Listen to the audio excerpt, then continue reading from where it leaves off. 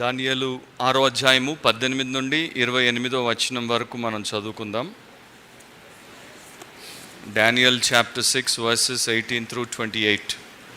అంతటా రాజు తన నగరునకు వెళ్ళి ఆ రాత్రి అంతా ఉపవాసముండి నాట్య వాయిద్యములను జరగనీయలేదు. అతనికి నిద్ర పట్టకపోయెను. తెల్లవారుజామున రాజు వేగిరమే లేచి సింహముల గుహ దగ్గరకు త్వరపడిపోయెను.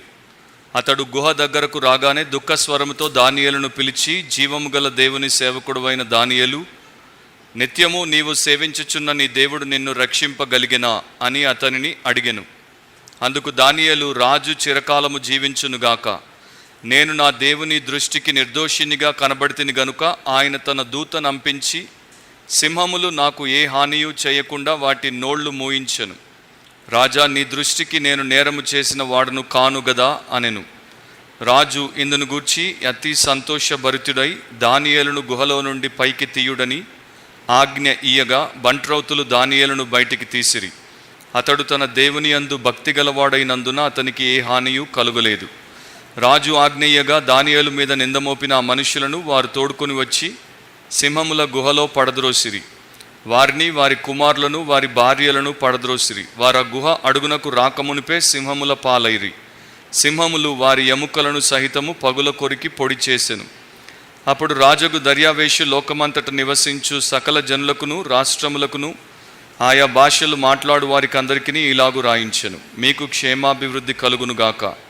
నా సముఖమున నియమించినదేమనగా, నా రాజ్యములోని సకల ప్రభుత్వముల యందుండు నివాసులు దానియేలు యొక్క దేవునికి భయపడుచు ఆయన సముఖమున వణుకుచుండవలెను. ఆయనే జీవము గల దేవుడు, ఆయనే యుగ యుగములుండువాడు.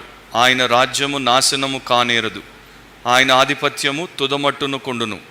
ఆయన విడిపించువాడును రక్షించువాడునై ఉండి పరమందును భూమి మీదను సూచక క్రియలను ఆశ్చర్యకార్యములను చేయువాడు.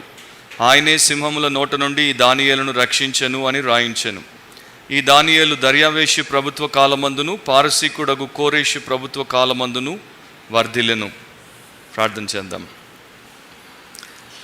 సర్వోన్నతుడైన మా దేవా, మరొకసారి మేము బైబిల్ స్టడీలో మీ నామమును స్తుతించడానికి, విజ్ఞాపన ప్రార్థన చేయడానికి, మీ వాక్యమును ధ్యానించడానికి మాకు ఇచ్చినటువంటి అవకాశమును బట్టి మీకు కృతజ్ఞతలు చెల్లిస్తున్నాం. ఈ సమయమును మీ వశంలోనికి తీసుకొని మీ వాక్యమును మాకు తెరిచి బోధించమని, మీ పరిశుద్ధాత్మ సహాయం మాకు దయచేయమని, కూడి వచ్చినటువంటి ప్రతి ఒక్కరికి ఈ వాక్య పరిచర్య దీవెనకరంగా ఉంచమని యేసు ప్రభు నామమును అడిగి ప్రార్థిస్తున్నాం తండ్రి, ఆమెన్. దానియేలు 6వ అధ్యాయము 18 నుండి 28 వరకు గల భాగాన్ని మనం ఈ రోజున క్లుప్తంగా చూసి దాన్ని ముగిద్దాము. దీని యొక్క అంశం ఏంటంటే, the lord's Daniel in the lions den. The lord's Daniel in the lions den. సింహముల గుహలో ప్రభు యొక్క దానియేలు.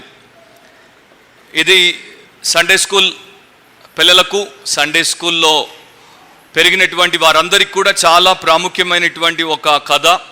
ప్రపంచవ్యాప్తంగా అన్ని దేశాల్లో క్రైస్తవులు మాత్రమే కాకుండా క్రైస్తవేతరులు కూడా బాగా ఆసక్తిని చూపించినటువంటి ఒక కథగా మనం దీన్ని చూస్తాం.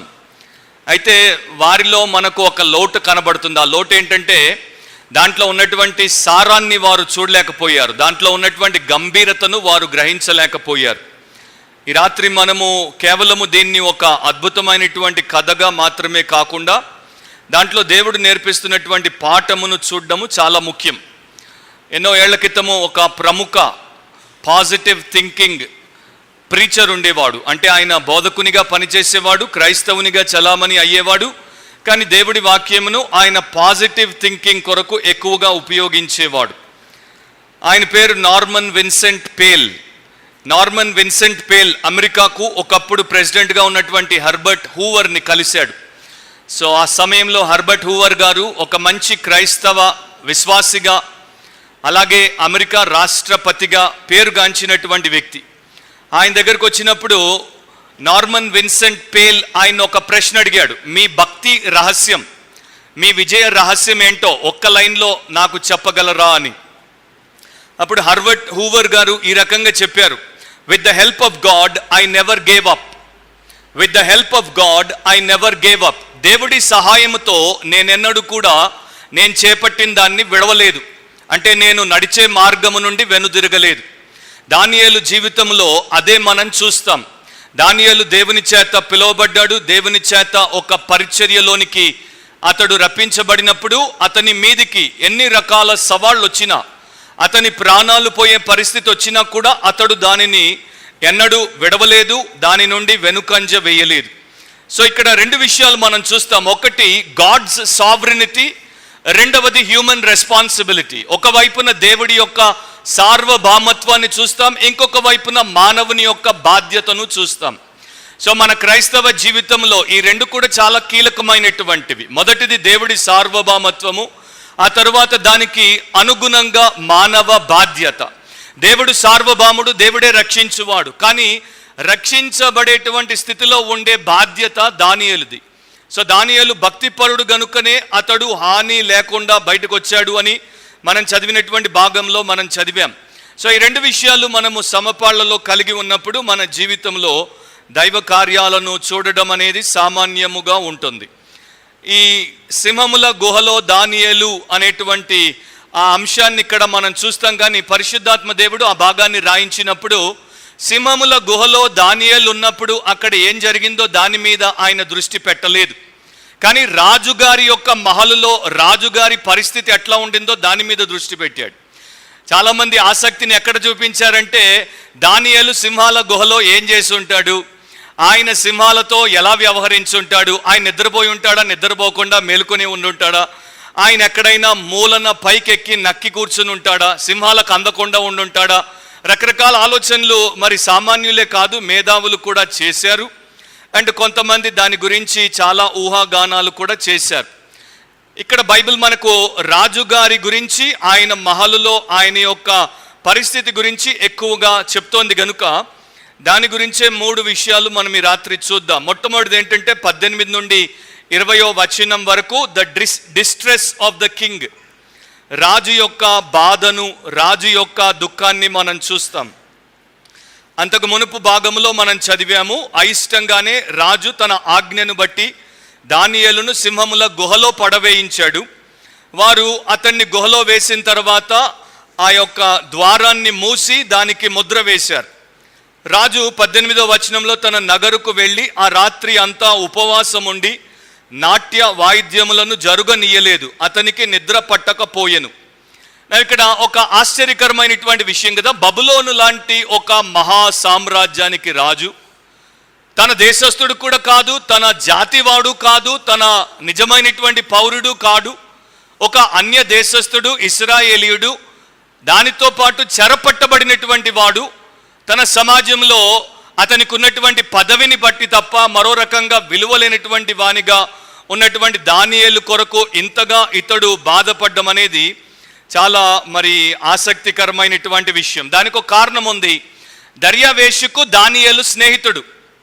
రాజుగారు తన దేశంలో దానియేలు లాంటి విశిష్టమైనటువంటి వ్యక్తిని కనుగొనిన తర్వాత అతని స్నేహాన్ని, అతని సహవాసాన్ని కోరాడు. అతనితో ఉండడానికి, అతని యొక్క సహాయాన్ని తీసుకోవడానికి ఇష్టపడ్డాడు.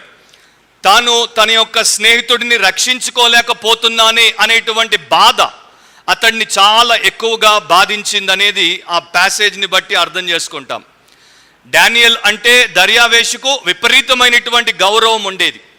దానికి 2 కారణాలు. ఒకటి, దానియేలుకు తన దేవుడి మీద ఉన్నటువంటి యథార్థమైనటువంటి భయభక్తులు. రెండవది, దానియేలులో ఉన్నటువంటి దేశానికి పనికొచ్చేటువంటి శక్తి సామర్థ్యాలు. ఈ 2 కూడా అతనికి చాలా నచ్చాయి. కనుక దానియేలును అతడు అంతగా ఇష్టపడ్డాడు. తన రాజ్యంలో తన తరువాత స్థాయి అధికారిగా అతన్ని గణపరిచాడు. సో రాత్రి ఇంటికి వచ్చాడు, మహల్కు వచ్చాడు, ఆయన ఉపవాసం చేశాడంట. యాక్చువల్గా పదాన్ని వాడినప్పుడు ఒక మూల విషయాన్ని మనం గమనించాలి. ఆయన కావాలనే భోజనాన్ని ముట్టలేదు. మీరు కూడా ఏదైనా అవసరం వస్తే ఉపవాస ప్రార్థన చేస్తారు కదా. సో దర్యావేషు ఆ రకంగానే ఉపవాసం ఉంటున్నాడు. వాటన్నింటికి దూరంగా ఆయన తన యొక్క బాధను మరి అక్కడ చూపించే ప్రయత్నం చేస్తున్నాడు. దానియేలు యొక్క వ్యక్తిత్వము, దానియేలులో ఉన్నటువంటి దైవికత, ఈ 2 కూడా అతన్ని చాలా ప్రభావితం చేశాయి అనేది తాను చేసినటువంటి మూర్ఖపు నిర్ణయము చేత, తాను ప్రవేశపెట్టినటువంటి ఒక వ్యర్థమైనటువంటి కట్టడ చేత తన స్నేహితుడైనటువంటి దానియేలు ఇలాంటి పరిస్థితి ఎదుర్కోవాల్సి వచ్చిందని కూడా ఆయన బాధపడ్డాడు. తెలుగు బైబిల్లో మీరు నాట్య వాయిద్యములను అనే పదాన్ని చూస్తారు.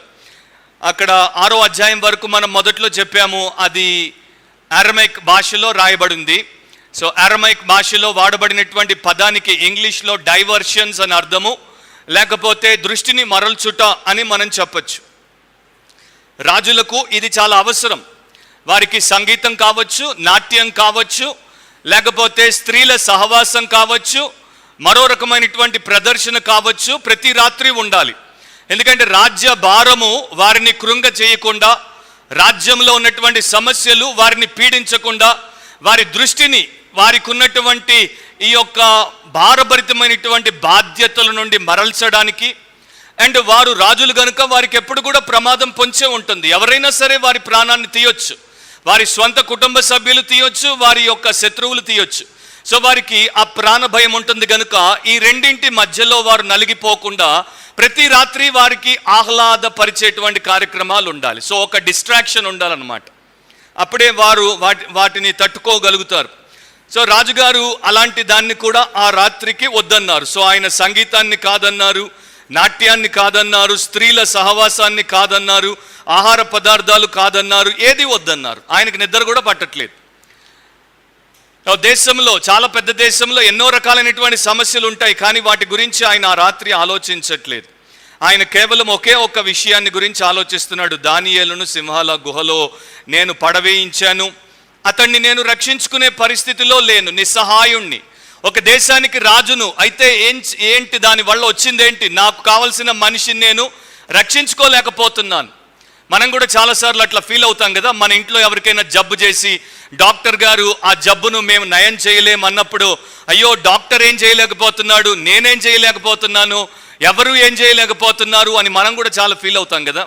సో ఒకటి మనం అర్థం చేసుకోవాలి, అదేంటంటే మనకు ఎన్ని ఉన్నా మనము సంపూర్ణులము కాదు, మనము సార్వభౌములము కాదు. మనం ఎప్పుడు దేవుడి స్థానాన్ని తీసుకోలేం. దేవుడు ఒక్కడే సార్వభౌముడు. మానవులు రాజులైనా లేకపోతే బంట్రౌతులైనా వారికి ఉన్నటువంటి పరిమితులు వారికి ఉంటాయి అనేదే పదే పదే దేవుడు మనకు తన వాక్యంలో నేర్పిస్తున్నాడు. సో అక్కడ మరొకసారి దాన్ని చూడొచ్చు. ఒక ఆయన అంటాడు, there was no supper, no stereo, no sleep because the king was so upset. So రాజుగారికి ఆ రాత్రి స్టీరియో లేదు, సప్పర్ లేదు, అండ్ ఆయనకి స్లీప్ లేదు. ఈ రోజున మనకు స్టీరియో లేదు, కానీ ఈ రోజున మనకు చేతిలో ఫోను, చెవుల్లో ఇయర్ ఫోన్లు లేకుండా మన రాత్రి గడవదు కదా. చాలామంది ఆ రకంగా దాన్ని పెట్టుకొని ఎప్పుడు నిద్రపోతారో కూడా వారికి తెలియదు. పాపం అనేది ఎప్పుడు కూడా పీడిస్తూనే ఉంటుంది. అండ్ చాలా సందర్భాల్లో పాపం అనే ఆ విషయానికి వ్యక్తితో సంబంధం ఉండదు, వయసుతో సంబంధం ఉండదు. రాజు అవ్వచ్చు, లేకపోతే ఒక రిక్షా పుల్లర్ అవ్వచ్చు, ఎవరినైనా సరే అది పట్టిందంటే వాడిని పీడించకుండా ఉండదు. అండ్ వాడికి నిద్ర లేకుండా చేయడంలో దానికి అదే దిట్ట. సో రాజుగారికి నిద్ర లేకుండా చేసింది అతడు చేసినటువంటి ఆ పొరపాటు. కొన్నేళ్ల క్రితము న్యూ గిని అనేటువంటి ఒక దేశపు అడవుల్లోనికి ఒక జర్నలిస్ట్ వెళ్ళాడు. ఆయన ఉద్దేశం ఏంటంటే ఆ ప్రాంతంలో నరమాంస భక్షకులు ఉండేవారు, క్యానిబల్స్ అంటారు వారిని. వారి మధ్యలోనికి వెళ్ళి వారిని ఇంటర్వ్యూ చేయాలి అని. చాలా సాహసోపేతమైనటువంటి కార్యం. చాలాసార్లు పోలీసు వారు చేయని పనిని జర్నలిస్టులు చేస్తారు. ఎందుకంటే జర్నలిస్టులకు సెన్సేషనల్ రిపోర్ట్స్ తీసుకుని వస్తే వారి కెరియర్ తయారవుతుంది. ఒక్క రిపోర్ట్ చాలు వారు ఒక గ్రేట్ జర్నలిస్ట్ అయిపోవడానికి. సో అందుకని అందరూ కాకపోయినా కొందరు సాహసాలు చేస్తారు. సో ఈయన కూడా ఈ సాహసానికి పూనుకున్నాడు. దానికి బార్డర్కి వచ్చినప్పుడు లోపల ఇంటీరియర్ ప్రాంతంలో నరమాంస భక్షకులు ఉంటారు. అక్కడ ఈయనకి డచ్ మిషనరీలు ఎదురయ్యారు. డచ్ మిషనరీలు అక్కడికి ఎందుకు వచ్చారంటే ఈ నరమాంస భక్షకులకు సువార్త చెప్పాలని వచ్చారు. కానీ వారు సాహసం చేయలేకపోతున్నారు. లోపలికి వెళ్తే వారి ప్రాణాలు పోతాయేమో అని డచ్ మిషనరీలు బయటే ఉండి ప్రార్థన చేస్తున్నారు. కానీ జర్నలిస్ట్ మాత్రం తెగించి లోపలికి వెళ్ళిపోయాడు. ఆశ్చర్యం ఏంటంటే అతన్ని వారు ఏం చేయలేదు. ఆయన వారితో కూర్చొని వారిని ఇంటర్వ్యూ చేయడం మొదలుపెట్టాడు. వారు మామూలుగా ఒక మాట చెప్పారు, బయటి వారు వారి మధ్యకు వస్తే వారిని దయ్యాలతో సమానంగా ఎంచుతారు కనుక వారు బతికితే వీరికి ప్రమాదం అని వీరు వారిని చంపుతారంట. కానీ ఈయన్ని మాత్రం చంపలేదు. ఎందుకు చంపలేదో నాకు తెలియదు. సో ఆ రాత్రి అతడు అక్కడ పడుకోవాలి. కానీ చాలాసేపు ఆయనకి నిద్ర పట్టట్లేదు. ఎందుకు పట్టట్లేదో నేను మీకు స్పెషల్గా చెప్పాల్సిన పని లేదు. జస్ట్ బికాస్ నాతో కూర్చొని మీరు నాకు ఇంటర్వ్యూ ఇచ్చినంత మాత్రాన ఏమీ గ్యారంటీ లేదు రాత్రి నన్ను పిక్కు తినరని. సో అతడికి నిద్ర రావట్లేదు. ఒకవేళ నేను పడుకొని నిద్రపోతే వీరు స్వతహా నరులను తినేటువంటి భక్షకులు ఎక్కడొచ్చి నన్ను తింటారో, ఇప్పటిదాకా బుద్ధి బాగానే ఉంది, సడన్గా అర్ధరాత్రి వీరికి ఆకలేస్తే నన్ను నంజుకు తింటారేమో అని చెప్పి ఆయన చాలాసేపు నిద్రపోలేకపోయాడు. నా ఒక నరమాంస భక్షకుల మధ్యలో ఒకడికి నిద్ర ఎట్లా పట్టలేదో, మరి దానియేలుకు సింహాల గుహలో నిద్ర పట్టిందా పట్టలేదా తర్వాత మనం చూస్తాం. కానీ అది ఎంత మరి భయంకరమైనటువంటి పరిస్థితి, అది కూడా ఆకలి కొనినటువంటి సింహాల మధ్యలో పడుకోవడం ఎంత అసాధారణమైనటువంటి విషయమో మనము గ్రహించాలి. నెబుకద్నెజర్కి కలలు వచ్చి నిద్ర పోయేటట్టు చేశాయి. ఈయనేమో చేసినటువంటి ఒక కట్టడ వలన ఈయనకు నిద్ర రాకుండా పోయింది. సో ఇద్దరు కూడా ఆ రకంగా వారి యొక్క జీవితంలో మనకు కనబడతారు. తర్వాత వచనాన్ని 19వ వచనాన్ని మీరు చూస్తే, తెల్లవారుజామున రాజు వేగిరమే లేచి, ఆయన యాక్చువల్గా నిద్రే పోలేదు, పడక మీద ఉన్నాడు, అటు ఇటు తిరిగాడు. కాకపోతే పెందలకడే పడక మీద నుండి లేచి సింహముల గుహ దగ్గరకు త్వరపడిపోయాడు. ఎందుకని రాజుగారు వర్తమానమును, మామూలుగా అయితే రాజులు పోయేవారు కాదు, కానీ దానియేలు పట్ల ఆయనకేదో గురి, దానియేలు పట్ల ఆయనకి ఏదో చిన్న విశ్వాసం అన్నమాట. దానియేలును సింహాలు తినవేమో, దానియేలు యొక్క దేవుడు దానియేలును రక్షిస్తాడేమో అనేటువంటి ఆ యొక్క విశ్వాసం అయి ఉండొచ్చు, మరొకటి అయి ఉండొచ్చు. అతడు ఉదయమే ఆ యొక్క సింహముల గుహ దగ్గరికి వచ్చాడు. వచ్చి గుహ లోపల ఉన్నటువంటి దానియేలుతో మాట్లాడుతున్నాడు. ఏమంటున్నాడు 20వ వచనంలో, గుహ దగ్గరకు రాగానే దుఃఖ స్వరముతో దానియేలును పిలిచి. నా దుఃఖ స్వరముతో ఎందుకు పిలిచాడు అంటే, ఆయనకు సగము బ్రతికున్నాడేమో అని, సగము బ్రతికి లేడేమో అనేటువంటి దుఃఖం అన్నమాట. సో ఆ యొక్క దుఃఖ స్వరంతో మాట్లాడుతున్నాడు. పాపానికి ఉండే ఇంకొక లక్షణం ఏంటంటే, అది మనకు ఎప్పుడు భయముతో పాటు దుఃఖాన్ని అండ్ దుఃఖంతో పాటు మనకు ఉన్నటువంటి ఆనందాన్ని దూరం చేసి విషాదాన్ని మనకు మన జీవితంలో కలిగిస్తుంది. కనుక ఇంగ్లీష్లో బాగుంటుంది, sin takes away our laughter but gives us lamentation. మన యొక్క నవ్వును దొంగిలిస్తుంది, మనకు ఏడుపునిస్తుంది. అలాగే ఇతని జీవితంలో కూడా చూస్తాం. ఒక కాంట్రాస్ట్ ఇక్కడ ఉంది, అంటే ఒక వ్యత్యాసాన్ని చూడొచ్చు. సింహముల గుహలో దానియేలు నెమ్మదితో ఉన్నాడు, తన మహలులో రాజుగారు నెమ్మది లేకుండా నిద్ర పట్టకుండా ఉన్నారు. ఇది కూడా మానవ జీవితానికి ఒక మంచి పాఠాన్ని నేర్పిస్తుంది. అదేంటే, నీకు ఒక మంచి అధికారం ఉండొచ్చు, హోదా ఉండొచ్చు, ఆస్తి అంతస్తు ఉండొచ్చు, సపర్యలు చేసేటువంటి వారు చాలామంది ఉండొచ్చు, నీకు సూర్యుని కింద కావలసినటువంటి ప్రతి సుఖము అందుబాటులో ఉండొచ్చు. అయినా నీలో శాంతి, నీ యొక్క హృదయానికి తృప్తి, నీకు నిద్ర ఉండకపోవచ్చు. మరొకరికి అవేవి లేకపోవచ్చు, దేవుడి సన్నిధి మాత్రమే ఉండొచ్చు. అయినా వారికి నీకన్నా ఎక్కువ తృప్తి, నీకన్నా ఎక్కువ ఆనందము, నీకన్నా హాయిగా నిద్ర పట్టొచ్చు. దానియేలు సింహముల మధ్యలో హాయిగా నిద్రపోయాడు. కారణం ఏంటంటే, అతనికి దేవుని సన్నిధి ఉండింది. రాజైనటువంటి దర్యావేషు తన యొక్క పట్టు పాన్పుల మీద నిద్ర పోలేకపోయాడు, ఎందుకంటే అతనికి దేవుని సన్నిధి లేదు. సో మన లైఫ్లో ఏది ముఖ్యమో మరొకసారి దేవుడు మనకు చూపిస్తాడు. 6వ అధ్యాయం 11వ వచనంలో దానియేలు ప్రార్థన చేసినప్పుడు దేవునికి ఆయన ప్రార్థన చేయుటయు, ఆయనను బతిమాలు కొనుటయు ఆయన శత్రువులు చూశారు. ఆ బతిమాలు కొనుట అనేది అంటే, he was seeking help from the hand of God. దేవుడి యొక్క హస్తము ఆయనకు సహాయము చేయాలని కోరుకున్నాడు. ఆయనకు తెలుసు ఈ రకమైనటువంటి శాసనము చేయబడిందని, ఆయనకు తెలుసు దానికి వేరుగా వ్యతిరేకంగా ప్రార్థన చేస్తే ఆయన్ని తప్పకుండా వారు పట్టుకుంటారని, ఆయన్ని తీసుకెళ్లి సింహాల గుహలో వేస్తారని. సో ఆయన బెదిరిపోలేదు, ఆయన తెగించాడు. ఆయన ప్రార్థన చేసినప్పుడు దేవుడిని ఒకటే అడిగాడు, నేను నీ ఆజ్ఞను గైకొంటాను, నా ముందున్నటువంటి ప్రమాదంలో నాకు నీ సహాయము కావాలి, నన్ను సింహాల ముందు వారు వేసినప్పుడు నన్ను నీవు రక్షించాలి అని బహుశా ప్రార్థన చేసి ఉంటాడు. కనుక దేవుడు దానియేలు యొక్క ప్రార్థనకు జవాబుగా ఆయన్ని రక్షించినట్లు ఆ ప్యాసేజ్లో మనం చూసుకుంటాం. ఎన్ని సింహాలు ఉండేవి? ఒకరు ఆ ప్రశ్న అడిగారు, ఆ గుహలో ఎన్ని సింహాలు ఉండేవి? ఎన్ని ఉండేవి? ఒక కామెంటేటర్ 2 లేక 3 అని రాశాడు. కొంతమంది లెక్క మనకు తెలియదు కానీ చాలా ఉండేవి అనేవారు. ఒక పురాతనమైనటువంటి బైబిల్ స్కాలర్ చారిత్రాత్మకంగా అంటే ఆ యొక్క పురాతత్వ శాస్త్రవేత్తలు ఇచ్చినటువంటి సమాచారాన్ని ఆధారం చేసుకొని ఈ యొక్క గుహ భూమిలో సొరంగములాగా పెద్దగా కట్టేవారు.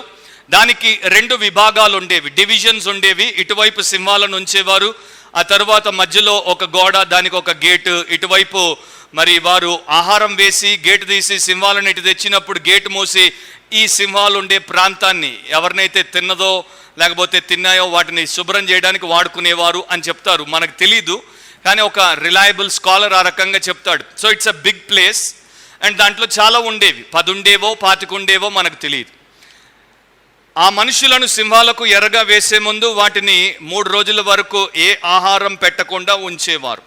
అంటే పడగానే ఇక వారు ముక్కలు చెక్కలైపోయేటట్టు ఆ ఏర్పాటు చేశారు.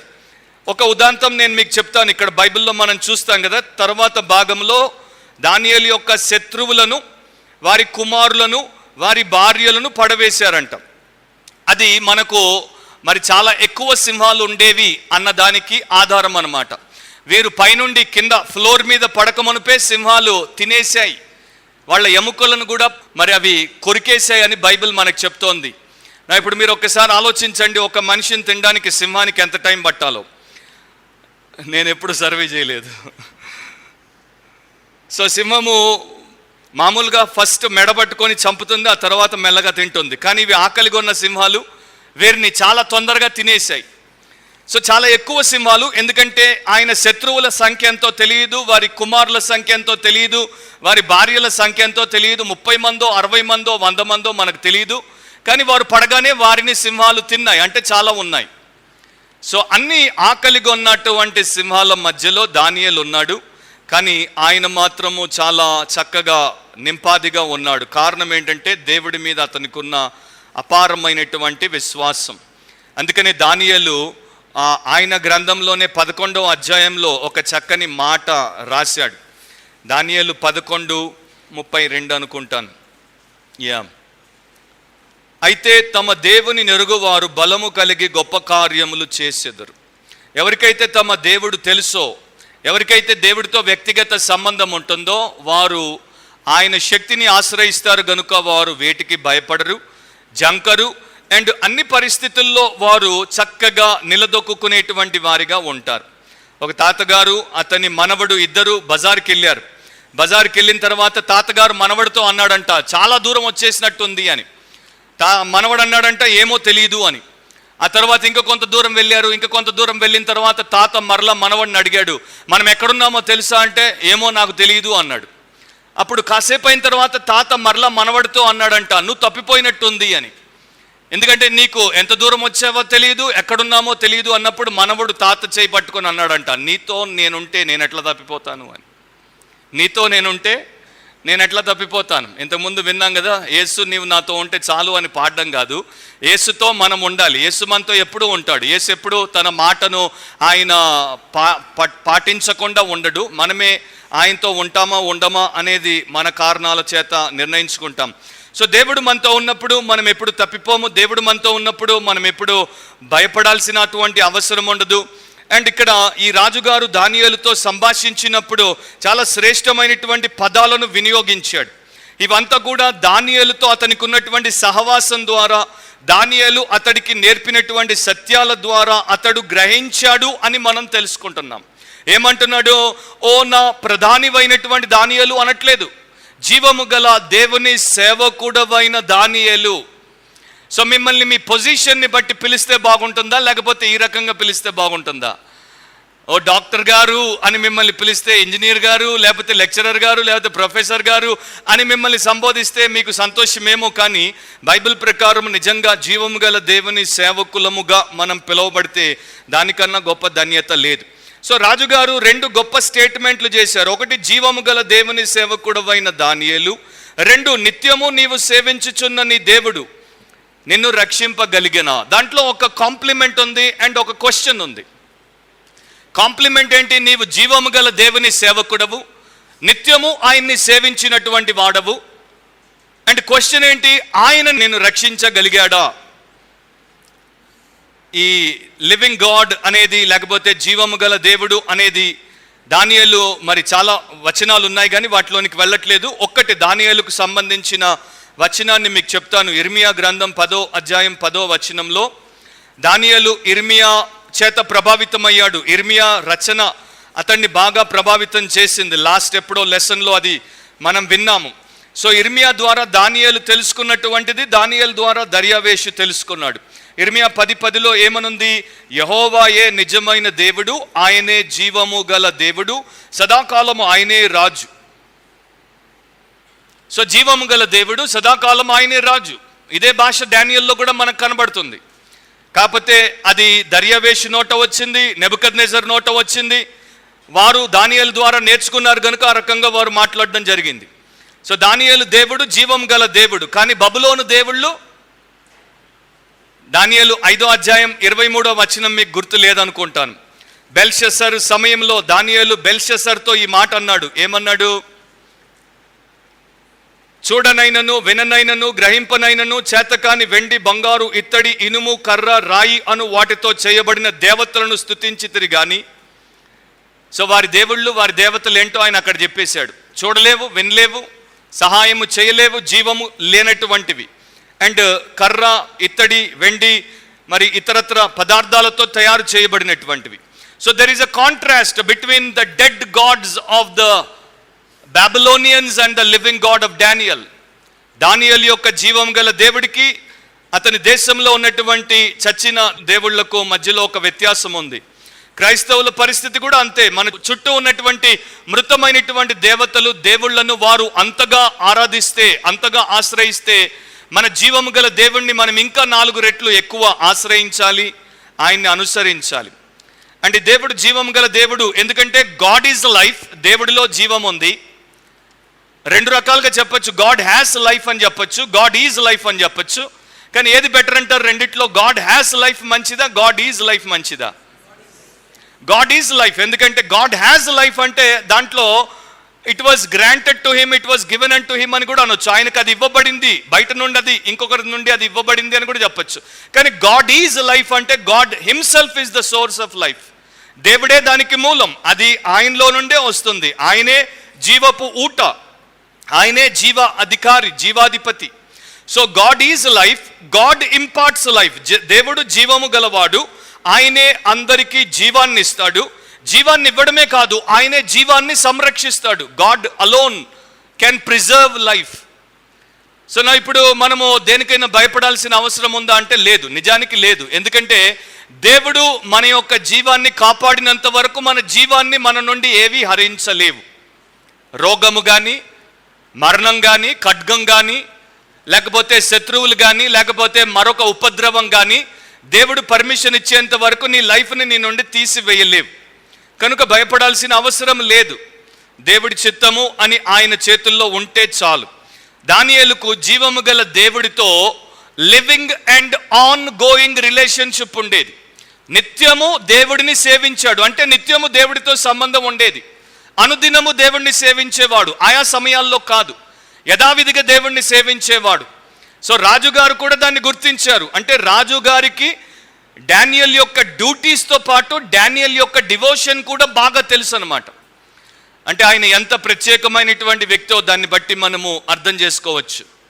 దానియేలు ఎలాంటి వాడంటే పౌలు భక్తుడు కొలసీ సంఘానికి రాశాడు కదా, కొలసీ 3వ అధ్యాయము 1వ వచనంలో, దాన్ని తూచా తప్పకుండా పాటించినటువంటి వారు ఎవరైనా ఉన్నారా అంటే దాంట్లో డానియేల్ని పెట్టొచ్చు. మీరు క్రీస్తుతో కూడా లేపబడిన వారైతే పైనున్న వాటినే వెదకుడి, అక్కడ క్రీస్తు దేవుని కుడి పార్శ్వమున కూర్చుండి ఉన్నాడు. సో దానియేలు దేవుడి సంబంధి కనుక అతడు పైనున్న వాటినే వెతికాడు, పర సంబంధిగానే ఉన్నాడు. బబులోను సంబంధిగా అతని జీవిత కాలంలో చనిపోయేంత వరకు ఎన్నడూ అతడు మారలేదు. అది దానియేలుకు ఉన్నటువంటి ఆధిక్యత. నా ఇప్పుడు ప్రశ్న ఏంటంటే, do you have a living relationship with God? ఈ జీవము గల దేవుడితో నీకు సజీవమైనటువంటి సంబంధం ఉందా? మనం విశ్వాసులమైన తర్వాత మనము ఆత్మీయముగా చాలా సమాచారమును తెలుసుకోవచ్చు, బిబ్లికల్గా చాలా ఇన్ఫర్మేషన్ గ్యాదర్ చేయొచ్చు. సెమినరీకి వెళ్తే థియలాజికల్ ట్రైనింగ్ మనం పొందొచ్చు. అండ్ మాటి మాటికి మనం మెసేజెస్ వినడం ద్వారా మంచిగా మనము మోటివేట్ అవ్వచ్చు. ఇవన్నీ ఒక ఎత్తు. మనకు వ్యక్తిగతంగా దేవుడితో ఆ సజీవమైనటువంటి సంబంధం ఉండడం ఒక ఎత్తు. ఇస్కరియోతు యూదా వీటన్నింటినీ కలిగి ఉన్నాడు. అంటే ఆయనకు లాట్ ఆఫ్ ఇన్ఫర్మేషన్ ఉండేది, యేసు బోధించేవాడు. థియోలాజికల్ ట్రైనింగ్ యేసు దగ్గరే పొందాడు. అండ్ యేసు ద్వారా ఎంతోమంది మోటివేట్ అవ్వడంతో ఈయన కూడా మోటివేట్ అయ్యేవాడు. కానీ ఆయనకి యేసుతో లివింగ్ రిలేషన్షిప్ ఉండేది కాదు. సో ఈ రోజున చాలామందికి యేసు ప్రభుతో ఆ సజీవమైనటువంటి సంబంధము లేదు. దానియేలులో మనం ఇంకొక విషయాన్ని గమనిస్తాము. అతడు ఒక సేవకుడు, దేవుని సేవకుడు. దానియేలులో మీరు చూస్తే ఆయన ఎక్కడ కూడా తనకున్నటువంటి గొప్ప జ్ఞానాన్ని బట్టి, ప్రవచనాలు చెప్పగలిగేటువంటి శక్తిని బట్టి, తన జీవితంలో అనుభవించినటువంటి అద్భుతాలను బట్టి తనను ప్రమోట్ చేసుకోలేదు. అంటే Daniel was not a spectacular Saint. చాలా ఆర్భాటాలు, చాలా గడబడలు చేస్తున్నారు కదా ఇప్పుడు మన చాలామంది స్పెక్టాక్యులర్ సర్వెంట్లు.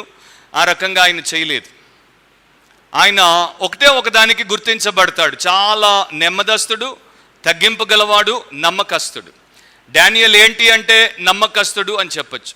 70 ఏళ్ళు, 15 ఏళ్ల వయసులో వచ్చాడు, 85 ఏళ్ల వయసులో ఇప్పుడు ఉన్నాడు అని అనుకుంటే 70 ఏళ్ళు నమ్మకంగా పనిచేశాడు.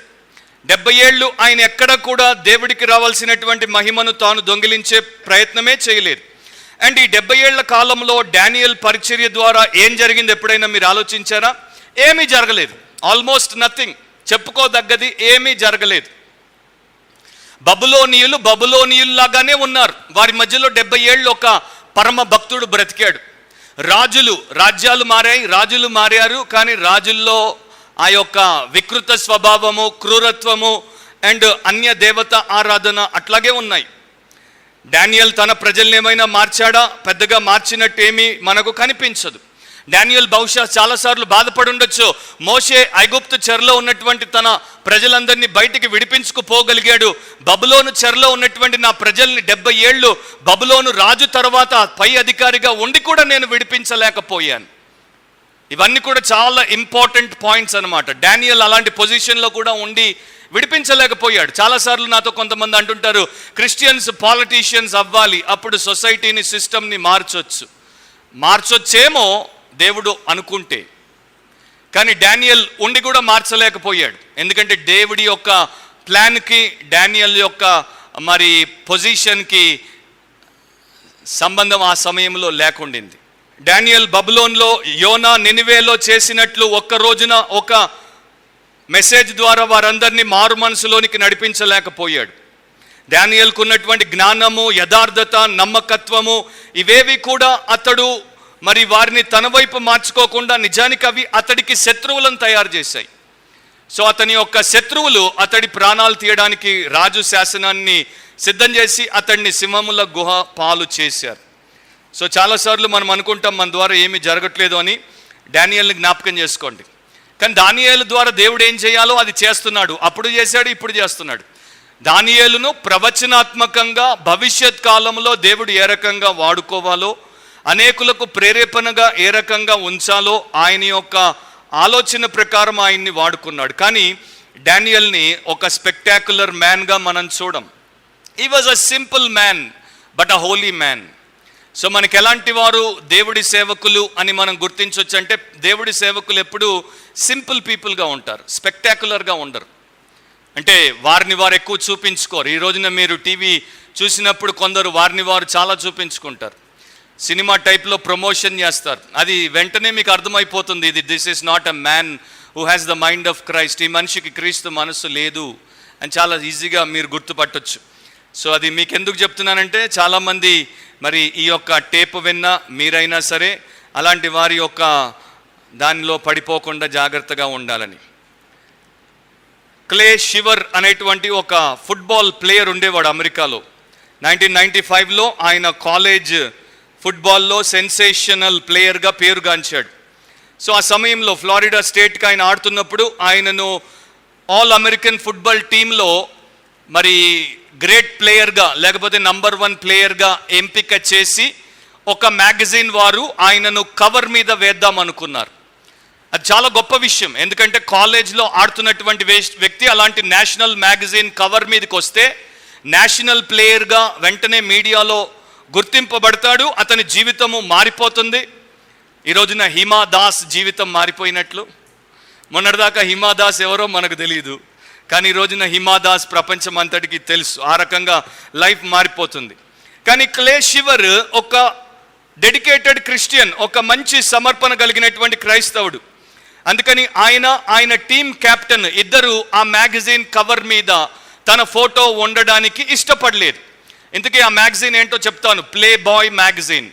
ప్లే బాయ్ అనేటువంటి మ్యాగజైన్ ఒక ప్రముఖ ఆబ్సీన్ పోర్నోగ్రాఫిక్ మ్యాగజైన్ అన్నమాట. ప్రపంచంలో మొట్టమొదటి బూతు సాహిత్యాన్ని పెంపొందింపజేసినటువంటి పత్రిక ఏదైనా ఉంది అంటే ప్లే బాయ్.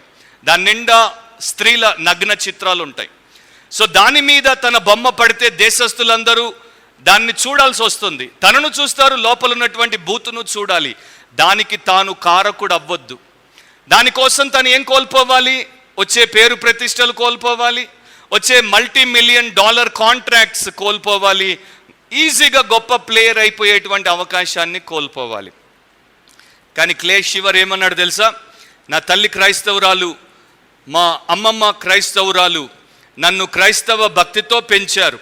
నేను ఆ రకంగా ఆ కవర్ మీద నా బొమ్మను వేయించనిస్తే వారు దాన్ని చూస్తే వారి గుండె పగులుతుంది. సో వారి కోసము, నాతో కలిసి చదువుకున్నటువంటి నా స్నేహితులందరూ తప్పకుండా నా ఫోటో వచ్చిందంటే దాన్ని కొని చూస్తారు. వారి కోసము అండ్ ఈ దేశస్తుల కోసము నా ఫోటో ఎన్నటికీ ఆ కవర్ మీద రాదు. అండ్ ఒక మాట ఆయన ఆ సమయంలో చెప్పాడు. లూకా 12:48. లూకా 12:48.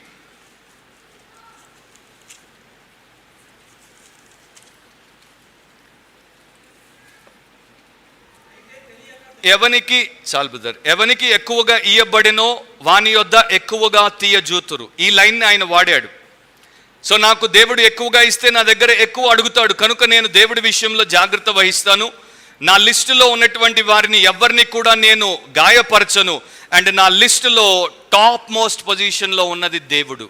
So I will not displease God by this deed అని చెప్పి ఆయన దాంట్లోనికి రాలేదు. రెండవది 21 నుండి 24 వరకు మీరు చూస్తే రెండవ భాగాన్ని మనం చూస్తాము. The delight of the king, రాజుగారి యొక్క ఆనందం. రాత్రంతా దుఃఖించాడు, కానీ దానియేలు దగ్గరికి వచ్చి దానియేలుతో మాట్లాడగానే ఆ దుఃఖము పటాపంచలైపోయింది. ఒక్కసారి రాజుగారు ఆనంద భరితుడయ్యాడు. 21లో దానియేలు రాజుని ఏమంటున్నాడు? చిరకాలము జీవించుగాక అని అంటాడు.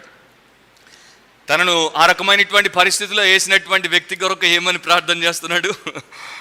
నువ్వు చిరకాలం బాగుండుగాక. ఒకవేళ మిమ్మల్ని పీడించేటువంటి వ్యక్తుల కోసం మీరు ప్రార్థన చేయాల్సి వస్తే ఏమని ప్రార్థన చేయాలి?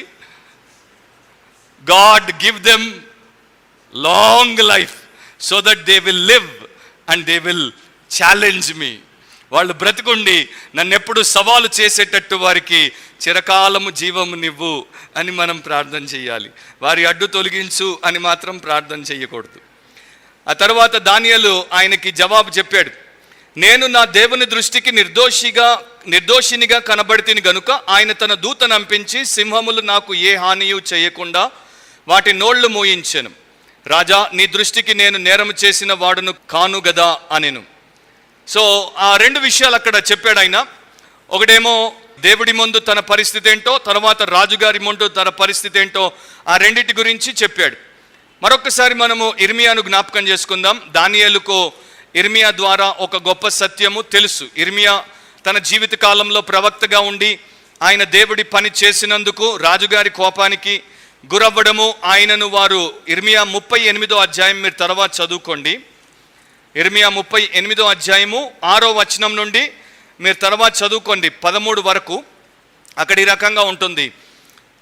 ఇర్మియాను పట్టుకొని కారాగృహంలోనున్న రాజకుమారుడగు మల్కియా గోతిలోనికి దింపిరి. అందులోనికి ఇర్మియాను త్రాళ్లతో దింపినప్పుడు ఆ గోతిలో నీళ్లు లేవు, బురద మాత్రమే ఉండెను. ఆ బురదలో ఇర్మియా దిగబడిను. సో గోతిలోనికి ఇర్మియా ఎలా దిగబడ్డాడో, దించారో, తర్వాత ఆయన్ని పైకి దేవుడు ఎలా ఒక సేవకుడి ద్వారా తీసుకుని వచ్చాడో దానియేలుకు బాగా తెలుసు. ఇక్కడ లయన్స్ డెన్ అని ఉంది. డెన్ అని మనం ఇంగ్లీష్లో తర్జుమా చేసాం, కానీ యాక్చువల్గా అరమైక్ భాషలో పిట్ అని అర్థం. ఇర్మియాది ఎలా గోతియో అలాగే ఇది కూడా ఒక పిట్ అనమాట. గుంట అని చెప్పొచ్చు, గొయ్య అని చెప్పొచ్చు. సో ఆయనను తప్పించినటువంటి దేవుడు నన్ను కూడా తప్పిస్తాడు అనేటువంటి విశ్వాసంతో దానియేలు దాంట్లో ఉన్నాడు. కనుక దేవుడు అతనికి ఆ సహాయం చేసినప్పుడు దానియేలు ఏమంటున్నాడు? సింహములు నాకు ఏ హాని చేయకుండా దేవుడు తన దూతను పంపించి వాటి నోళ్ళు మూయించెను. నా సింహాలకు ఇతడు భక్తిపరుడు, ఇతడు భక్తిహీనుడు అని తెలియదు కదా. నువ్వు అక్కడ ఎవరిని వేసినా అవి ఆకలి గొన్నవి గనుక తప్పకుండా అవి వెంటనే మీద పడి దాడి చేస్తాయి. కానీ దేవుడు ఏం చేశాడు? సింహాల బారిన పడకుండా దూతను పంపాడు. ఆ దూత వాటి నోళ్లను మూసాడు. ఏ రకంగా మూసాడో మనకు తెలియదు. ఒక స్కాలర్ ఏమంటాడంటే, దూత ఆ సింహాల మీద అలా చెయ్యి ఎత్తగానే వాటి యొక్క నోటి మెడ నరాలన్నీ బిగుసుకుపోయాయంట, అవి కదలించలేకుండా. అది స్పెక్యులేషన్ మాత్రమే, ఎందుకంటే అది అయి ఉండకపోవచ్చు, మనకి తెలియదు. రెండు విషయాలు మనం ఇక్కడ చూస్తాం. ఒకటి, నా దేవుని దృష్టికి నిర్దోషినిగా కనబడ్డాను కనుక ఆయన రక్షించాడు. సో దేవుడు ఎందుకు దానియేలును రక్షించాడంటే అతడిలో నేరము లేదు, తప్పు చేయలేదు, అతడు దోషి కాదు. చాలాసార్లు మనము మన జీవితంలో దేవుడి సహాయం పొందకపోవడానికి గల ఒక కారణం మనలో పరిశుద్ధత లోపించుట. అంటే మనము దేవుని దృష్టిలో నిర్దోషులముగా కనబడకుండుట. నిర్దోషులందరినీ దేవుడు తప్పిస్తాడు, రక్షిస్తాడు, శ్రమ లేకుండా చేస్తాడని బైబిల్ చెప్పట్లేదు, నేను చెప్పట్లేదు. చాలాసార్లు నిర్దోషులే చాలా దారుణంగా దేవుని యొక్క హస్తాల చేత దారుణమైనటువంటి విషయాలకు అప్పగించబడ్డారు. వారిలో ప్రథముడు మన ప్రభు అయిన యేసుక్రీస్తు. So there is no guarantee. God's plan fulfil అవ్వడానికి దేవుడు నిర్దోషులను అప్పగిస్తాడు, దోషులను అప్పగిస్తాడు. కానీ మనం పరిశుద్ధంగా ఉంటే తప్పింపబడేటువంటి అవకాశం ఉంటుంది, పరిశుద్ధంగా లేకపోతే తప్పింపబడేటువంటి అవకాశం ఉండదు. సో దానియేలు ఏం చేశాడు? దేవుని దృష్టిలో నిర్దోషిగా బ్రతకడానికే తన యొక్క జీవితాన్ని అంకితం చేశాడు. అదే తన యొక్క లైఫ్ చాయిస్గా పెట్టుకున్నాడు. ఆయనకు కంఫర్ట్ ముఖ్యమా, క్యారెక్టర్ ముఖ్యమా అంటే క్యారెక్టర్ ముఖ్యమని నిరూపించాడు. సుఖం ముఖ్యమా లేక గుణం ముఖ్యమా అంటే గుణమే ముఖ్యం అన్నాడు. చాలామంది మనుషుల్ని మీరు ఇంటర్వ్యూ చేశారనుకోండి, మీరు ఇండైరెక్ట్గా ప్రశ్నించినా కూడా వారికి గుణం ముఖ్యం కాదు, సుఖం ముఖ్యం అని చెప్పేస్తారు వారు ఇచ్చేటువంటి ఆన్సర్స్లో. సో దానియేలు అట్లాంటి వాడు కాదు. ఆయనకు కంఫర్ట్ కన్నా క్యారెక్టర్ ముఖ్యం, ఆయనకు డిసార్డర్ కన్నా డిసిప్లిన్ ముఖ్యం. జీవితంలో క్రమము లేకుండా ఉండడం కన్నా జీవితంలో క్రమమును కలిగి ఉండడానికి దానియేలు ఇష్టపడ్డాడు. దేవుడు లేని జీవితాన్ని జీవించుట కన్నా దేవుణ్ణి ప్రేమించి చనిపోయే జీవితం మంచిదనుకున్నాడు. ప్రతిదానికి తొందరపడి అలజడికి గురయ్యే కన్నా నింపాదిగా దేవుడి మీద ఆనుకొని పూర్ణ శాంతి గలవానిగా ఉండటం మంచిదనుకున్నాడు. శత్రువుల మీద పగ తీర్చుకునే కన్నా శత్రువులను దేవుని యొక్క పగ కొదిలేసి నెమ్మదిగా ఉండడం మంచిదనుకున్నాడు. కనుకనే ఆయన ఆ రకంగా చక్కగా దాంట్లో మసులుకోగలిగాడు. లైఫ్లో మన యాటిట్యూడ్ మన యొక్క లైఫ్ యొక్క క్వాలిటీని నిర్ణయిస్తుంది. అంటే మనకుండే వైఖరి మన జీవితపు నాణ్యతను నిర్ణయిస్తుంది. ఒకటి గుర్తుపెట్టుకోండి, లైఫ్ సర్కమ్స్టాన్సెస్ కన్నా లైఫ్ చాయిసెస్ ముఖ్యం. అంటే మీ జీవితంలో మీరు ఎదుర్కొనేటువంటి పరిస్థితుల కన్నా మీ జీవితంలో మీరు చేసేటువంటి నిర్ణయాలు ముఖ్యం. ఆ నిర్ణయం సరిగ్గా లేకపోతే పరిస్థితి ఎంత మంచిదైనా సరే తర్వాత మీకు అది ఏ రకమైన మేలు చేయదు. సో లైఫ్ సర్కమ్స్టాన్సెస్ కన్నా లైఫ్ చాయిసెస్ ముఖ్యము. సో ఎప్పుడు చాయిసెస్లో కరెక్ట్గా ఉండడం మనం నేర్చుకోవాలి. నాకెవరో ఈ మధ్య ఒక నెల అవుతుంది SMS పంపారు. నాది యూట్యూబ్లో ఒక మెసేజ్ ఉంది, ప్రే ఆల్వేస్ అండ్ ఫెయింట్ నాట్ అని. నిత్యము విసుకక ప్రార్థించుడి అనే మెసేజ్ ఒకటి ఉంది. దాన్ని వారు విన్న తర్వాత నాకు SMS చేశారు, పాస్టర్ గారు చాలా థ్యాంక్ యూ, నాకు ప్రార్థనలో బలపరిచారు, నాకు చాలా విషయాలు నేర్పారు, నాకు ప్రార్థించే ఆశీర్వాదాన్ని ఇచ్చారు, మీకు చాలా థ్యాంక్స్ అని చెప్పారు. ఇంగ్లీష్లో రాశారు, కొంచెం తప్పులు ఉన్నాయి దాంట్లో, పర్వాలేదు, అది అర్థమైంది. కానీ ఆ టైటిల్ రాశారు. టైటిల్ ఏమని రాశారు? Pray always and paint not. Pray always and faint not కాదు, pray always and paint not. పాపం ఎఫ్ బదులు పీ పడింది అక్కడ. కానీ ఎంత పెద్ద వ్యత్యాసమో చూడండి ఫెయింట్కి పెయింట్కి. నాకు అప్పుడు నేను ఆలోచిస్తున్నాను, ఈ మనిషికి ఆన్సర్ ఇవ్వాలా లేకపోతే వదిలేద్దామా అని. వదిలేసాను, ఏం ఆన్సర్ ఇవ్వలేదు. అది పాపం ఈ రోజుల్లో మనం ఫోన్లో ఒకటి రాస్తుంటే అది ఇంకొకటి రాసేస్తుంది కదా, అది కూడా ఉంది. కానీ నాకు ఒకటి తలంపిచ్చాడు పరిశుద్ధాత్ముడు. చాలామంది ప్రేయర్ చేసేటప్పుడు ఫెయింట్ అవుతారో లేదో నాకు తెలియదు, కానీ పెయింట్ అయితే చేస్తారు. అంటే వాళ్ళు చాలా భక్తి పరులని, వాళ్ళు చాలా ప్రార్థనా పరులని, వాళ్ళు చాలా పరిశుద్ధులని, యోగ్యులని పెయింట్ చేస్తారనమాట. ఒక పిక్చర్ని పెయింట్ చేస్తారు. అది బైబిల్ చదవడంలో కావచ్చు, బైబిల్ వినడంలో కావచ్చు, బైబిల్ బోధించడంలో కావచ్చు, సేవ చేయడంలో కావచ్చు, ఇంకో దాంట్లో కావచ్చు. We paint a picture which is not true. ఒక పిక్చర్ని మనం లోకం ముందు పెడతాము, అది సత్యం కాదు. కానీ దేవుడు ఆయన దృష్టిని దానియేలు మీద పెట్టినప్పుడు దానియేలు నిర్దోషి. దానియేలు అలాంటి పెయింట్ ఏమీ చేయలేదు. దానియేలు యొక్క రియల్ పిక్చర్ దేవుడికి తెలుసు. సో యథార్థపరుడిగా, రియల్ ప్రేయర్ వారియర్గా దానియేలు ఉన్నాడు గనుక, ఆయన రోజుకు 3 సార్లు ప్రార్థించేవాడు గనుక, ఆ సింహాల గుహలో ఆయన ప్రార్థన చేయగానే దేవుడు ఆయనకు దూత సహాయం పంపాడు. ఒకే దూత వచ్చాడు. ఎన్ని దూతలు? ఒకే దూత. ఎందుకంటే ఒకసారి మనం చదివాం, అష్షూరు సైన్యంలో 185,000 మందికి ఒక్క దూత చాలు. So 1 Angel is enough. And బైబిల్లో ఒక మాట ఉంటుంది, ప్రతి వ్యక్తికి ఒక గార్డియన్ ఏంజల్ ఉన్నాడు అని. అది నిజమా కాదా అది వేరే విషయం. ఇప్పుడు దాన్ని మరి కంటెంట్ చేసేటువంటి స్కాలర్స్ ఉన్నారు. అయితే బైబిల్లో నుండి మనం ఒక మాటను తీసుకొని చెప్తుంటాం, ప్రతి ఒక్కరిని ఒక దూత కాపాడుతాడని. సో అది వేరే విషయం, వేరే సమయంలో చూద్దాం. కానీ దూత వచ్చి కాపాడాడు. రెండవది, రాజుగారి దృష్టిలో కూడా ఇతడు నేరము చేయలేదు. రాజుగారితో అంటున్నాడు కదా, నీ దృష్టికి కూడా నేను నేరం చేసిన వాడను కాను కదా.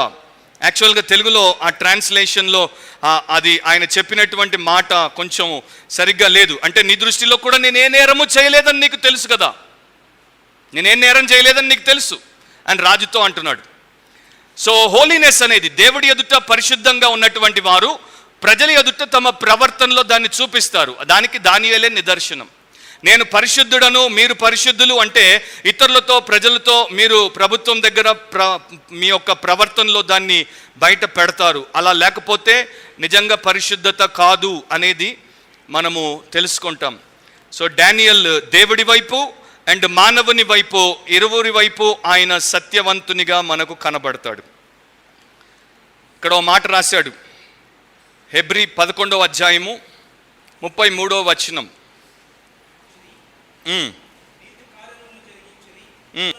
సింహముల నోళ్లను మూసిరి. చాలు, మనకిది డానియల్ యొక్క సంబంధితమైనటువంటిది. దేని ద్వారా సింహముల నోళ్లను మూశారు? విశ్వాసం ద్వారా. అదే మనకు తర్వాత వచనంలో 23వ వచనంలో కనబడుతుంది, అతడు తన దేవుని యందు భక్తి గలవాడైనందున అతనికి ఏ హానియు కలుగలేదు. భక్తి అని తెలుగులో రాశారు, కానీ ఇంగ్లీష్లో బిలీవ్డ్ అని ఉంటుంది. ఆయన యొక్క విశ్వాసమును బట్టి ఆయనకి ఏ హాని కలగలేదు. ఎందుకంటే హెబ్రీ 11:33 చెప్తున్నట్టు విశ్వాసమును బట్టి సింహముల నోళ్లను మూశారు. సో మీరు ఎప్పుడైనా అడవిలోకి వెళ్ళి అడవిలో సింహం మీకు ఎదుట పడితే మీకు దేవుడి మీద అలాంటి విశ్వాసం ఉంటే దాని నోరు మూయబడేటువంటి అవకాశం ఉంది. అయితే ప్రతిసారి దేవుడు సింహాల నోళ్లను మూస్తాడా? అదొక ప్రశ్న. ప్రతిసారి దేవుడు తన ప్రజల్ని రక్షిస్తాడా? అదే హెబ్రీలో మీరు తర్వాత చదువుకోండి, నాకు సమయం లేదు, నేను చదవట్లేదు. 35 నుండి 37 వరకు చదువుకుంటే వీళ్ళందరూ ఈ రకంగా విశ్వాసమును బట్టి రక్షించబడ్డారు. మరికొందరు ఇంకా శ్రేష్టమైనటువంటి పునరుత్థానం పొందడానికి వారు విశ్వాసము గలవారైనా కూడా వారు యాతన పెట్టబడ్డారు. వారు రాళ్లతో కొట్టబడ్డారు, రంపములతో కోయబడ్డారు, అండ్ వారు చెరసాలలో వేయబడ్డారు. సో దేవుడు ఎందుకు కొందరిని రక్షిస్తాడు, కొందరిని రక్షించడు? ఆయన యొక్క ప్రణాళికను బట్టి ఆయన ఆ రకంగా పనిచేస్తాడు. కొందరేమో బ్రతికి బయటకు వచ్చి ఆయనను మహిమపరుస్తారు, కొంతమంది చనిపోయి ఆయన్ని మహిమపరుస్తారు. నువ్వు బ్రతికి ఆయన్ని మహిమపరిచినా, చనిపోయి ఆయన్ని మహిమపరిచినా, ముఖ్యమైనది ఏంటంటే నువ్వు బ్రతికున్నావా చనిపోయావా అన్నది కాదు, ఆయన మహిమపరచబడ్డాడా అన్నది ముఖ్యమైనది. సో ఎండ్ గోల్ అనేది మన లైఫ్ ద్వారా లేకపోతే మన డెత్ ద్వారా నెరవేరుటే ముఖ్యం, కానీ మరొకటి కాదు. టెర్టూలియన్ అనేటువంటి సంఘ పితరుడు, సెయింట్ జాన్ అంటే మన బైబిల్లో ఉన్నటువంటి యోహాను, పట్మాస్ ద్వీపం మీదికి బహిష్కరించబడుటను గురించి రాశాడు. రోమ్లో యోహానును వారు అరెస్ట్ చేసినప్పుడు ఆయిల్ని ఉడకబెట్టి, అంటే బాగా మసులుతున్నటువంటి నూనెలో ఆయన్ని పడవేశారు. అద్భుతం ఏంటంటే మసులుతున్నటువంటి నూనెలో పడినటువంటి యోహాను ఏ రకమైనటువంటి హాని కలగకుండా బయటకు వచ్చాడు. ఆ కొలొసియంలో ఉన్నటువంటి వేలాది మంది దాన్ని చూసినప్పుడు వెంటనే వారు యేసు దేవుడు అని నమ్మారంట. ప్రతిసారి దేవుడు ఆ రకంగా అద్భుతము చేయడు అనేది మనందరికీ తెలుసు.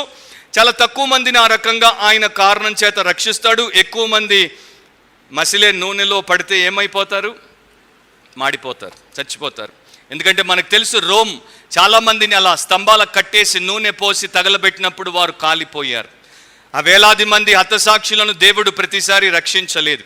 అయితే వారైనా మనమైనా ఒకే రకంగా దేవుడిని మహిమపరిచేటువంటి వారంగా ఉండాలి. దానియేలును దేవుడు బయటికి తీసుకుని వచ్చినప్పుడు వారు పరీక్ష చేశారు. రాజు దానియేలు మాట వినగానే చాలా సంతోషించి అతి సంతోషభరితుడై ఉంటుంది. గుహలో నుండి దానియేలును బయటికి తీయమనగానే వారు బయటికి తీశారు. అతడు దేవుని యందు విశ్వాసము భక్తి గలవాడు గనుక ఏ హాని కలగలేదు. అండ్ దేవుడు అతన్ని పరిపూర్ణంగా రక్షించాడు అనేది మనం అక్కడ చూస్తాం. దాన్ని బట్టి రాజుగారు చాలా హర్షించారు, ఆనందించారు. ఆయన అనుకున్నారు, నిజంగానే ఇతడు జీవము గల దేవుని యొక్క భక్తుడు అని. యేసు ప్రభు సిలువలో వ్రేలాడినప్పుడు ప్రవచనాల ప్రకారము ఆయన చంపబడాలి, కానీ ఆయన ఎముకలలో ఒక్కటి కూడా విరువబడకూడదు. సో దేవుడు ప్రవచనాన్ని తూచా తప్పకుండా 100% నెరవేర్చాడు. దానియేలు కూడా సింహముల మధ్యలోనికి వెళ్ళి రాత్రంతా గడిపి బయటకు వచ్చాడు. కనీసము సింహము ఆయన మీద వేలు పెట్టి ఇట్లా లాగినప్పుడు కనీసం గోరు మార్కు కూడా పడలేదు.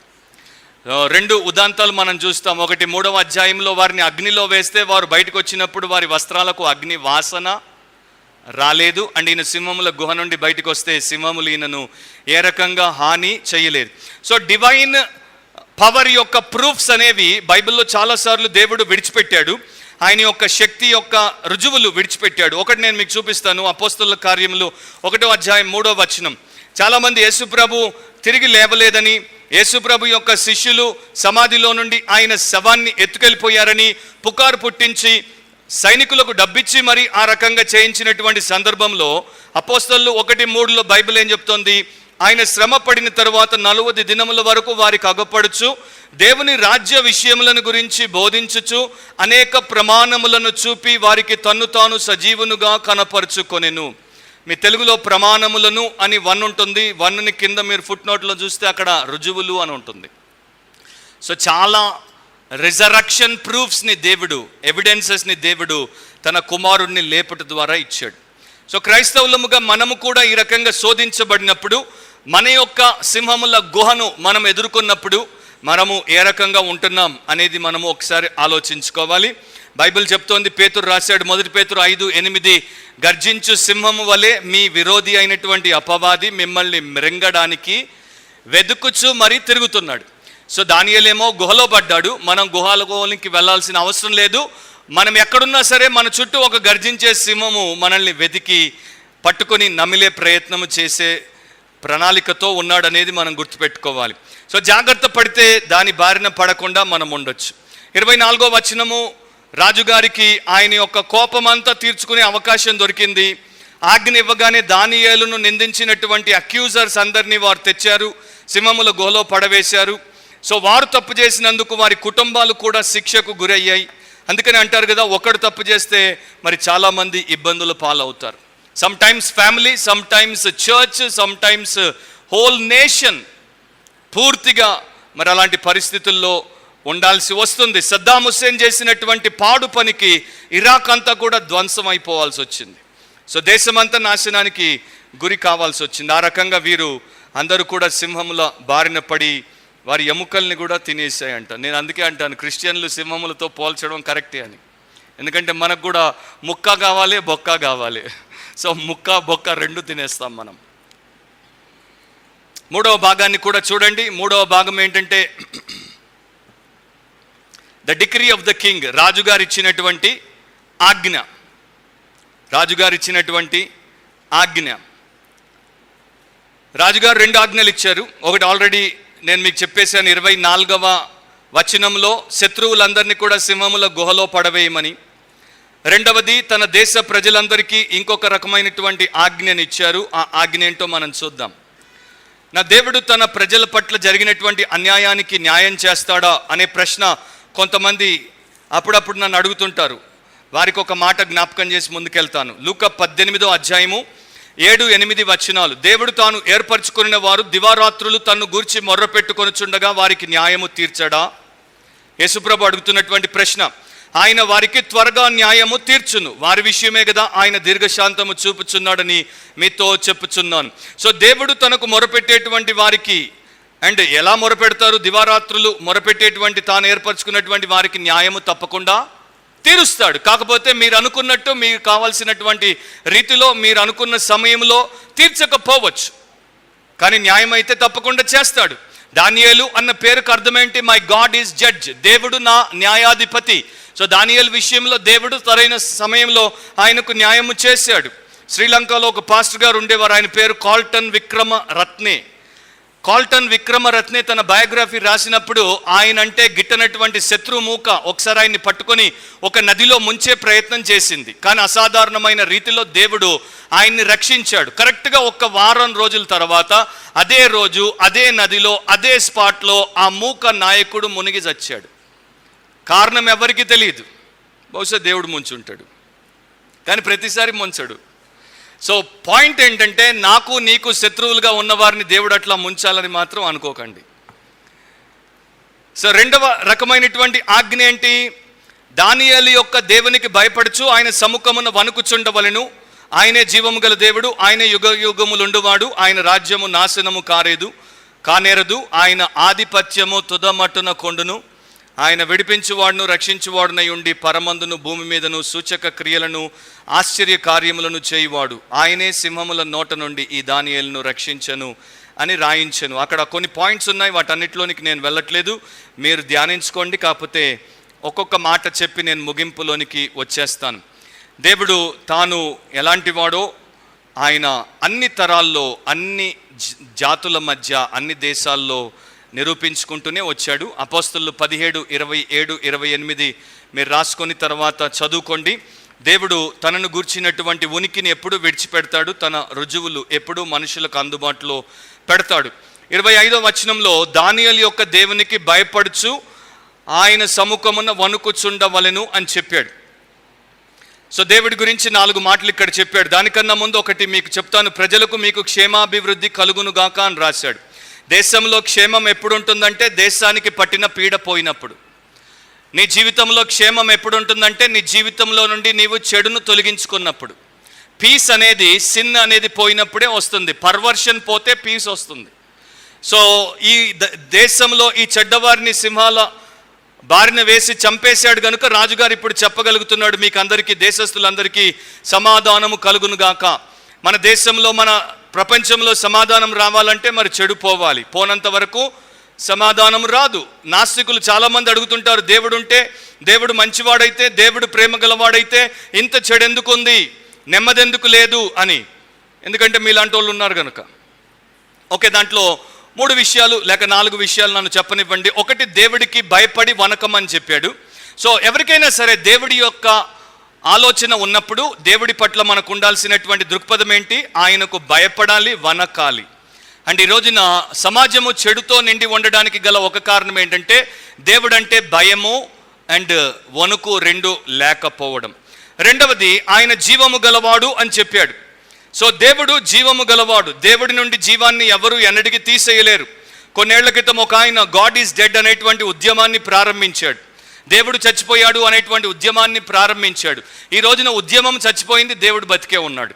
సో మార్టిన్ లూథర్ అంటాడు, ఒకానొక సమయంలో తన గదిలో తాను చాలా విపత్కరమైనటువంటి పరిస్థితిలో ఉన్నప్పుడు లూథర్ తన యొక్క బల్ల మీద వేళ్లతో ఈ రకంగా రాశాడు, he lives, he lives, he lives. అంటే ఆయన సజీవుడు, ఆయన బ్రతికే ఉన్నాడు, ఆయన బ్రతికే ఉన్నాడు.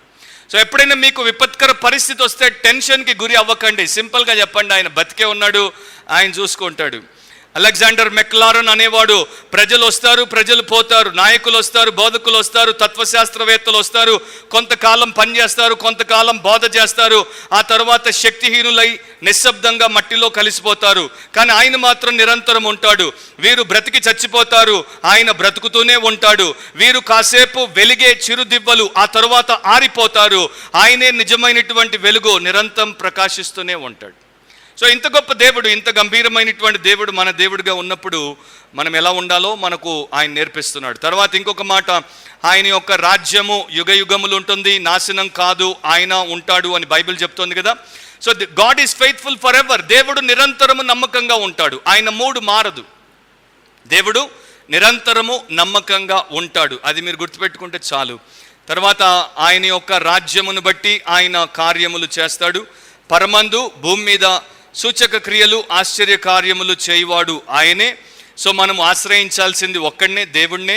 అండ్ ఆ దేవుడే ఈ సింహముల బారి నుండి దానియేలును రక్షించాడు అని చెప్పాడు.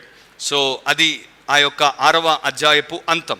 కాకపోతే ఒక్క మాట చాలా జాగ్రత్తగా పరిశుద్ధాత్మ దేవుడు 28లో వదిలాడు. ఈ దానియేలు దర్యావేషు ప్రభుత్వ కాలమందును పారసీకుడగు కోరేషు ప్రభుత్వ కాలమందును వర్ధిల్లెను. దాంట్లో ఉన్నటువంటి ఇన్సైట్ ఏంటంటే మెటఫారికల్ లయన్స్ డెన్ అంటారు. అంటే సింహములు, అడవి మృగాల వంటి సింహముల గుహలో దానియేలు ఒక్క రాత్రి గడిపాడు.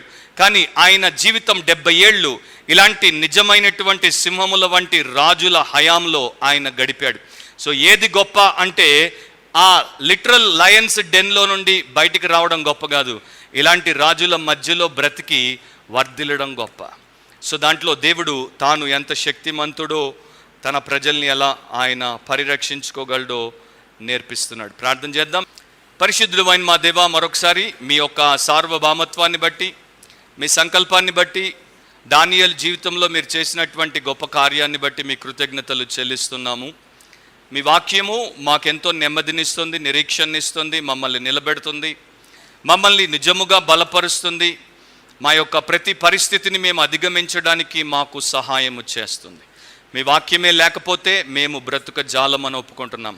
ప్రభువా, ఈ సత్యాలు మేము కేవలం విని విడిచిపెట్టకుండా వాటి ద్వారా మేము నిజముగా మీకు వ్యతిరేకమైనటువంటి పరిస్థితుల నుండి, విషయాలన్నింటి నుండి విమోచింపబడినట్లు చేయమని, ఈ ప్రియా ప్రజలందరూ కూడా నీ వాక్యం ద్వారా బలపరచబడి వారు కూడా దానియేలులాగా బలమైన బ్రతుకుట కృప చూపించమని యేసు ప్రభు నామమును అడిగి ప్రార్థిస్తున్నాం తండ్రి. ఆమెన్.